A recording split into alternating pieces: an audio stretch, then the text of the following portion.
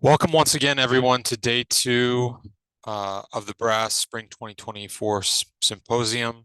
I'm Brian Garrison-Newton, Chair of the Symposium Subcommittee. Thank you to our subcommittee members, Christy Cunningham, Doris Jui, Christine Pollock, and Angel Truesdale. All sessions will be recorded and sent out to those who have registered and will appear on our YouTube channel. Please mute your audio and video as we get started.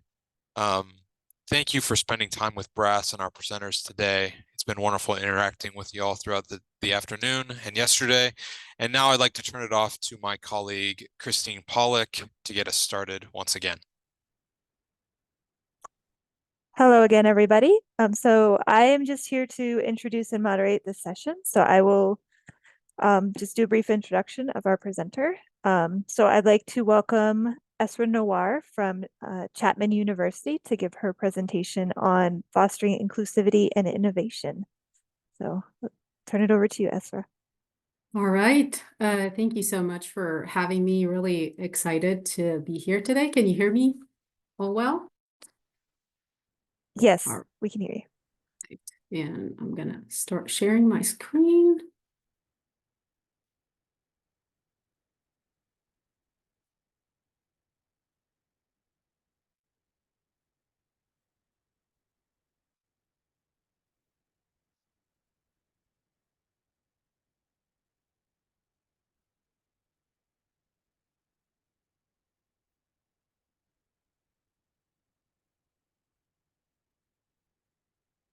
Okay, and before I get started, and I mentioned that to the committee, I want this to be quite informal because feel free to interrupt me. I mean, as I mentioned to the committee last week, we're not curing cancer. We're doing great work, all of us. But feel free to put something in the chat or tell one of the committee members to ask me any questions. I want this to be as interactive as possible. I think all of us learn a lot from each other. I'm guilty of not learning a lot about BRASS before even coming to the symposium. I've been the business librarian at Chapman University since 2017, and I just recently learned about BRASS just a few months ago. So my name is Essraa Nawar. I'm the Assistant Dean for Library DEI Initiatives and Development at Chapman University, and I've been with Chapman for almost 15 years. And I've been an academic librarian since 2017. I'm just going to say a little bit about the session outcomes and a little bit about myself and my journey into business librarianship. So hopefully some of the outcomes and the objective will be how I was able to integrate DI principles into library service and programming. And this is just some of the things that I was able to do collectively to create an inclusive information literacy rubric, and some of the partnerships that we're able to create at Chapman University Business School. Some of the advanced technologies that we were able to use, understanding definitely building the partnerships and the collaborations. Two of the very important projects that I'm currently working on, which is the Entrepreneurship Center Startup Accelerator, as well as the pivotal role that I play as what they call me right now, the influencer for their entrepreneurship hub, which is definitely something I'm excited about because I don't think anyone will call me an influencer except that entrepreneurship hub. And I'll tell you why in a second. I think my success as the business liaison librarian really comes because of the various roles that I've played for the past 15 years. I actually started at Chapman University as a volunteer, literally in the basement of the libraries there. You can see that picture from a project that I worked 15 years ago. I used to work at the Library of Alexandria back in Egypt. And when I transitioned, I was looking to transition into a library, and the education and the training in Egypt is completely different. So I had to go library school, but during that transition, I wanted to do something. But I did go to business school, and I wanted to be a business librarian at some point. But during that transition, I took a volunteer job at Chapman, and this is where it all started. But it really was a good opportunity for me to establish those relationships and also understand the university itself. So moved my way up and took different roles as, marketing, events, development, fundraising, development librarian, a little bit of diversity, which I fell into it. And there are many presentations that I give into specifically into DEI, and you can definitely go into our digital commons and look at that if you want to look specifically into diversity, equity, and inclusion work that we do at Chapman. That definitely gave me some adaptability, skill diversity, leadership potential, and a lot of connections on campus. And embracing those roles also enhanced my success and endeavors within the business school itself. And it was an automatic transition when I became a librarian in 2017. The business liaison librarian at the time was transitioning into another college, and I was able to successfully transition into his role. Just really quick about our DEI plan that I was actually grateful for the opportunity to lead for the last few years. At Chapman University, specifically at the library, I feel like I took the title of Assistant Dean for DEI just October of 2023. But I have to say that we didn't really need the title to do DEI work. We've been doing DEI work since I actually joined the libraries, and I think most of the librarians and library workers do DEI work without really needing to call it specifically DEI work. We look at DEI as a collective strategy. We all actively engage in curating collections, services, and programming for all people on campus, and we engage with the community as well. And we look at diversity holistically and collectively. And one of the things that I've been advocating for is to look at diversity for more than gender, sexuality, and race, but diversity of thought and intellect. Became more of a focus over the last 5 or 6 years, because this is definitely something I used in business librarianship. And as we are seeing more and more what's happening across the world, we thought that this is definitely what the university needs, and also the students and the young students and the young minds need. Feel free to look at some of the presentations that talk specifically about diversity as a collective action. And this is our approved diversity strategic plan in alignment of the diversity plan for the university. And we don't talk about it much. It's right there. And it's something that it's not like I wake up in the morning, I say, what are we going to do DEI today? It's something that I assess on a regular basis. But that's why I have many other roles in the libraries. We've won many awards and across the board for accessibility, as well as some of the research, and as well as some of the initiatives in the spaces in the libraries. And we've been very grateful for these opportunities to be recognized across the nation, and really a couple of international ones as well.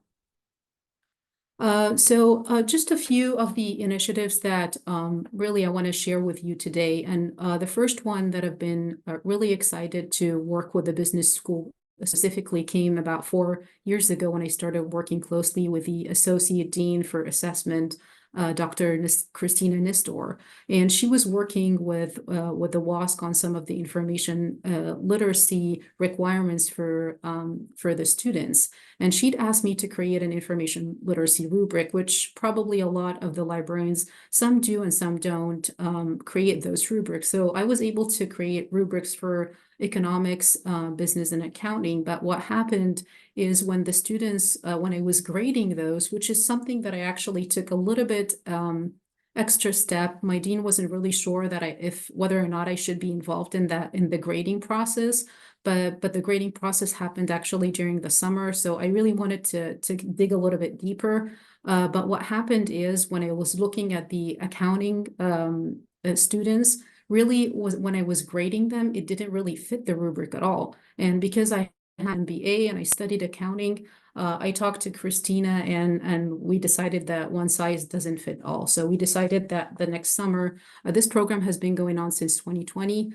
In fact, we're writing a paper to reflect on the 5 years that we've been working on those rubrics. So we decided to create another rubric specifically for accounting. So we have 2 rubrics now, one specifically for economics and business, and one for accounting. But before doing that, I actually developed some teaching models for accounting students, specifically because those students are very, very different. And I just want to make sure that I'm looking at the questions. I know, Christina, are you watching the questions? I am, yes. Okay. So I developed some videos and I went to a little bit more to the classes, not as much as I would like to, because most of us at Chapman, because we are a private university, have play many roles, and we have also multiple liaison areas. And I wish I can go to the classes a little bit more, but I did go a little bit more statistically to the classes. I sent videos and I developed a little bit more information to be sent to the students. So according to the rubric, the next year the statistics were much better. The grading were much better for the accounting students, and the evaluation according to the rubric were definitely much better. We're not really sure if we're going to be able to continue this program or not, but at least from an inclusive practice, we thought that it was really a good idea. For the last 5 years, we're able to involve the librarians in the information literacy assessment. So this is just a reflection. I was able to create the first ever information literacy rubric for the Rogers School of Business and Economics. And I was involved also in grading, which pretty much most of the other librarians at Chapman University are not really allowed to do any information literacy beyond the teaching for the freshman foundation classes. One of the other initiatives also that I was involved in is advocating to the access of the Wall Street Journal website. This might not seem to be a big deal, but it was, because it was very, very expensive for us. And luckily enough, because of the advocacy, my dean and I were able to actually get the funding from the dean of the business school. And this has been something that was really made the students and the faculty and the staff at Chapman University extremely happy. This is the initiative that I want to spend a lot of time talking about, which is Accelerate California the Inclusive Innovation Grant. So about 1.5 years ago, the Leatherby Center for Innovation Hub, the center itself has been around for about 10+ years, but I have to say the person that was actually working in the center was not really doing a good job, and they weren't really reaching out to the library as much. I didn't really know that the center even existed in the university, but the new person, once she actually came to campus, she reached out to the library and she told me that she was writing this grant. So she involved me from the get-go in the writing of the grant. And I was really excited to know that the grant had like a little bit of a DEI component. And as you can see here, the focus was expanding opportunities to underserved communities, growing the economy by nurturing entrepreneurship while addressing social challenges in that area as well, providing training to women of color, people of color, veterans in entrepreneurship, fostering collaboration and partnership, nonprofit, civil society. My dean was super supportive from day one, because we thought about all kinds of connections. So I helped her with the writing of the grant, using some of the resources of the library, also using some of my skill set in writing, using my skill set in marketing, because she needed some DEI language. She needed all of the information that we have on campus about how the Chapman University supports DEI, or marketing strategies, all of that stuff. Sure enough, 6 months later, she actually won the grant. And she invited me to be a little bit more involved in the grant itself. So the day the grant was announced, she actually did announce me as an influencer, which was like, what does that mean? My kids, of course, kept teasing me about like, what does that mean, Mom? You only have like 500 followers. The point is, meaning that she wanted me to talk more about the grant across campus, to my own community outside of the campus, to advocate for the grant itself, and for me to actually understand what the grant is all about. Allowed me to do a little bit more for her and for the students on campus and off campus. So I continue to use my own social media platforms, which is something that I also advise other business librarians and people that work in academia to use LinkedIn specifically. I use LinkedIn a lot to connect with faculty and researchers. And it actually helps me a lot to connect with those people, either tagging them or reposting things, not just Cynthia, but others as well. And I find it very helpful to make connections or to see what other people are sometimes publishing or sometimes doing this. And I go back the next day and say, like, I saw that you published this article. Do you need this or that? So I definitely think it's a good way to connect with people. So Cynthia was kind enough to invite me to be a keynote speaker because of her winning of that grant with the dean. So this is the dean of the College of the Business School and herself.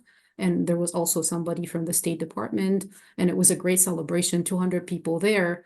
And that day, actually, I came up with a couple of ideas. One of them was to curate an exhibition in the libraries a whole semester, and it's going to be up throughout the summer.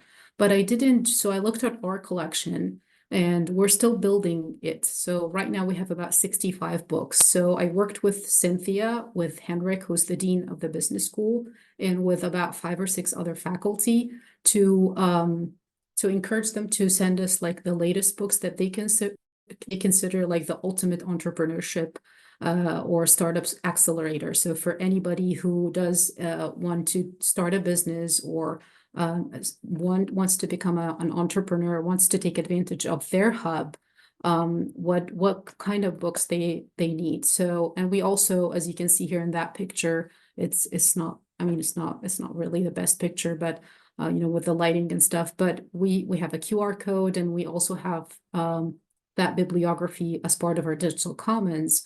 But we had a student also involved in doing that bibliography, working closely with myself and Cindy.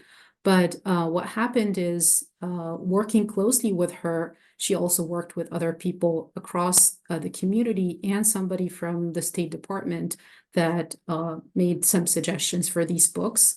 And then I also worked with our collection development manager, and they cataloged those books in like less than a week. And we had this up, and that was also that, and in her head, this is how I became an influencer for her grant, because I started talking to people about this, about the everything that she's doing in her center.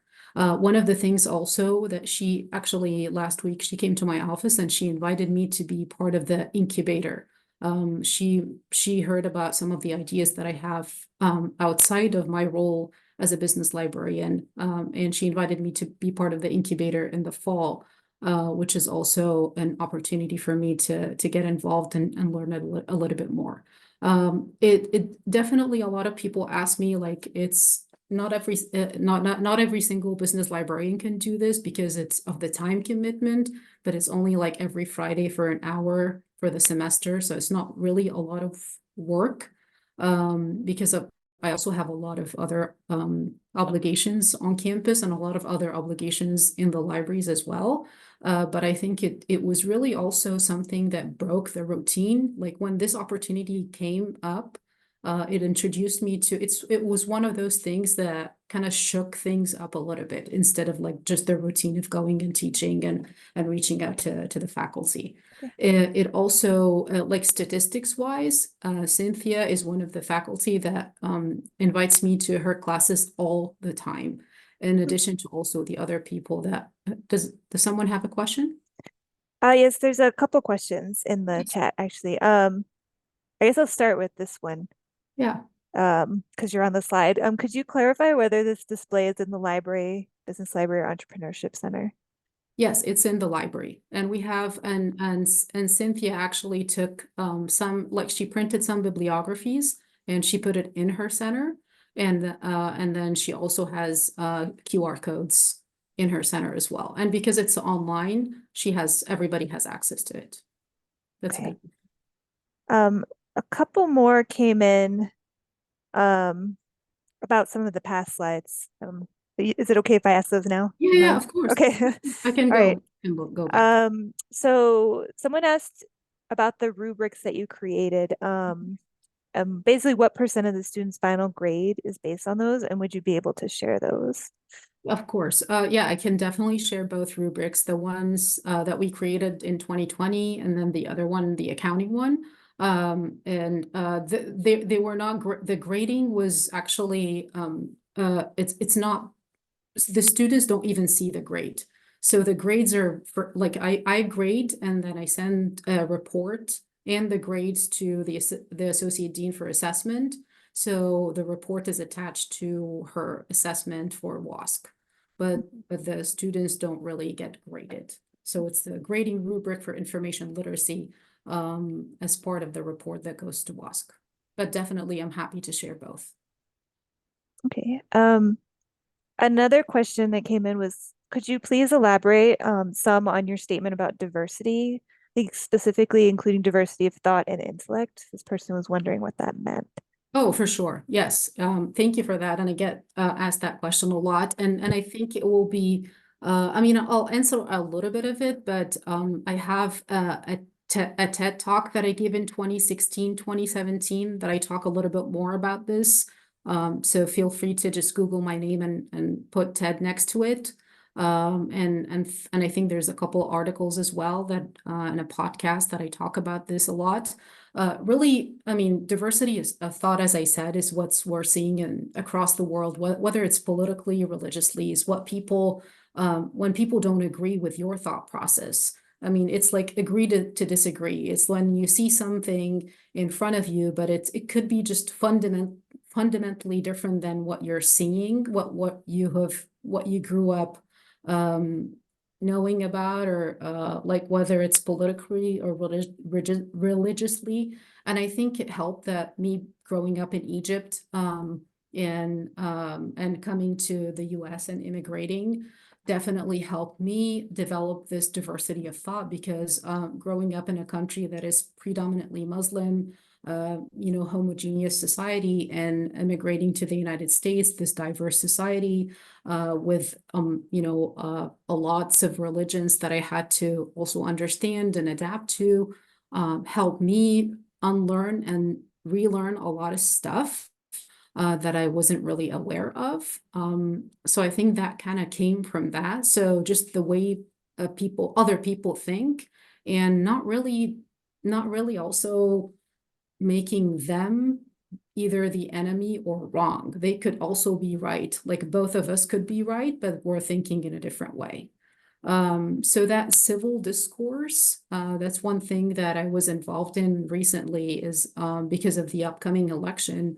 In fact, the library was involved with a business professor in putting together a panel with the president emeritus, actually, of the university is a former faculty member at the business school. And he had put together a panel about the upcoming election, and just to encourage the students to get involved in the election and in a like a civil manner. So that's really what we're hoping. So we introduce the students to all kinds of topics. Some of them they probably study inside the classroom, and some of them they don't. So we recently had a photography exhibit about autism in the workplace, and the book itself was published by two faculty members from the business school in collaboration also with the Entrepreneurship Center. We have in fall of 2024 we have a neurodiversity in entrepreneurship panel with a couple also of faculty members in the business school, and Cynthia and a couple of her team members. So that's why when I said about this, this presentation that today, like inclusivity and DEI doesn't always have to be race, gender, and it doesn't have to be like the typical things that people might think. You can be a business librarian and still teach information literacy and still go to the databases, but also work with faculty on things that you may not even think that they're doing. And I was really surprised about those faculty members that they published these things. And the reason this faculty member, for example, did this specific book, and it's a textbook, by the way, is I learned later that one of her sons is actually autistic. So she has that passion towards neurodivergent people, and she's been publishing about this topic for a while. Does that answer your question a little bit? I think so. I'll keep an eye on the chat and see if they ask a follow-up. Yeah. I'll just note that Edward Lim put a link to the TED Talk in the Oh, chat. okay. Thank you. One more came in while you were talking. Yeah, please. It's kind of a two-parter. So did you get more money to strengthen your DEIA collection, and what criteria would you use beyond your normal profile?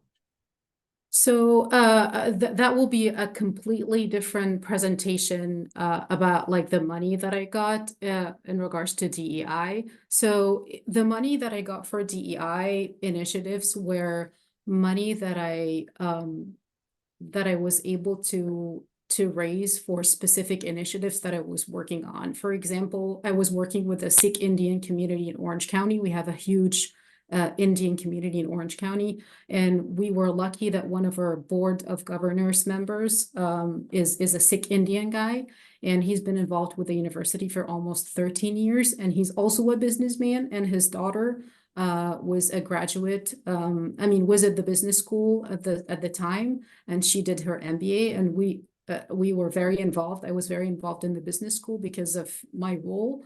And I happened to attend one of the business, I think it was like a welcome reception for the parents of the business school kids. And I talked to him, and I developed that relationship that has been going on for 12 years. And I was able to create a Sikh American room in the libraries that was for thousands and thousands of dollars. I can go really quick. This is this room here, Sikh Initiatives at Chapman University. You're welcome to go to our digital commons and just Google Sikh Initiatives at Chapman University. You'll see 12 years of partnerships that we've done with the Sikh community, monies like, again, I don't want to say millions, but thousands of dollars that were raised to enhance the collection. And we also received books, rare books, materials, war letters from the Sikh community, rare materials, some items. As you can see here, the room itself is it's the only room in the United States that actually talks about Sikh Americans, Sikh Americans in prominent positions in different companies and different, a couple of Sikh Americans in the U.S. Army. The cabinet itself has very unique books.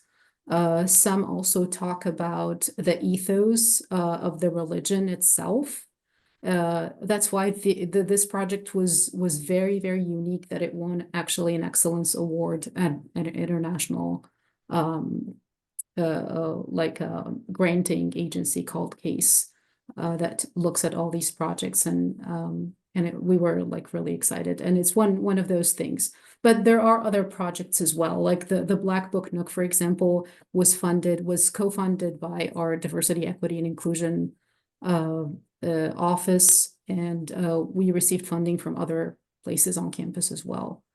So it's a case-by-case basis. We don't go look for it, but as I said, I think libraries across really the world. When I used to work for the Library of Alexandria, I think we were always trying to diversify, but diversity in Egypt meant different things than diversity in the United States. But definitely that's something that I've been working actively on.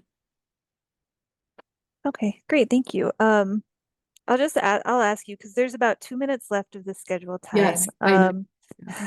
There's a couple more questions. Do you want me just to ask the questions, or was there any other? Please. Okay.